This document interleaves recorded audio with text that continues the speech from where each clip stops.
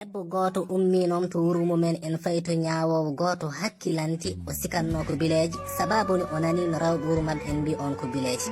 o yetti e ñawowo o yehema bileji mboɗo ñaguima waɗnan bilew bel kalko mbimi joom gallam en jaab joom gallam no satti omo boni homo ñaaɗi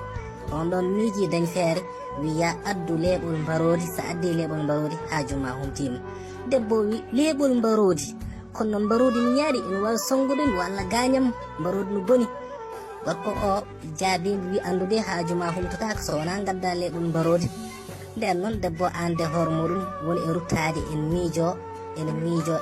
ha ɓoyi o dañ feere o yehi o disni won debbo goto en wonno ɗon debbo o wi mbarodi de songota so wona sahande heeɗi wadde a yahata gona e funtude mbarodi ha gandanɗa hoorema wow keɓa ɗum Allah waɗi o woni funtude mbarodi kanko debbo o ombono tew ladde omo ñammi mbarodi ndi omo abbito caggal omo funtu mbarodi ndi noon ha mbarodi ndi fuɗɗi wowdo mbo non foof o mbaɗ noon ha yetti e dumol mo gandanɗa hoorema o yananama mbarodi ndi wattama haydara woyumomo o woni e momde mbarodi ndi omo momandi ha ɓoye seeɗa o itti leeɓol e tiini mbarodi ndi gandanɗa hoorema o woni e ruttade omo welti on mbi joni de mi malama hankadi mi fandini joom gallam o bileji so waɗini kam ko wannata kam ko tan hankadine kala ko jiɗmi joom gallam mi heeɓi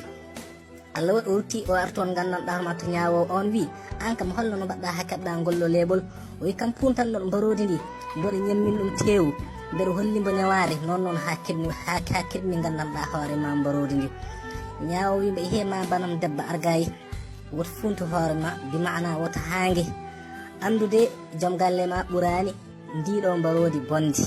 ala joom galle ma ɓurani mbarodi ndi bondi ya waddu anen de e joom galle ma ko mbadduɗa ko e mbarodi ndi keɓamba wota adde makka sattede mba samba andude ko neware addani sattede addata tan ko suna e ko nisata Allah wadde debbo miici haalka ndeysan o yeehi o wawre joom galle makko o woni gandanɗa hoorema sehel joom galle makko ɓe gondi sehelade ndeysan dewgal hakkude mabɓe weli ɗum tagi est ce que annabi sallllahu alayhi wa sallam mo gandanɗa hoorema biyannoɗo an neɗɗo o ya jokko on noon taƴiɗom ya yaafo wonande neɗɗo toñƴom ya rokku neɗɗo mo gandanɗa hoorema kaɗɗom ɗum tagi hay Allah tabaraka wa taala wonto haalata aljanna mo gandanɗa hoorema mawɗo Allah en haali wi jeeyi ɗum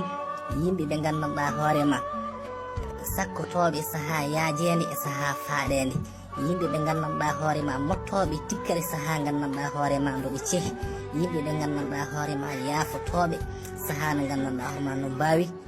yoftade ɗum tagi annabi sallllahu alayhi wa sallam gonɗi Allah tabaraka wa taala kadi gandanɗa hoorema gonɗi gandanɗa hoorema e haalu muɗum ka sadaqallahu alazim wa ballaga rasuluhu lkarim musidɗo aɗa ñaaga nde mbasta yejjirde wadde abonné e chaine amen YouTube bel so vidéo ji amen goɗɗi kesi ngari mbawa yettadon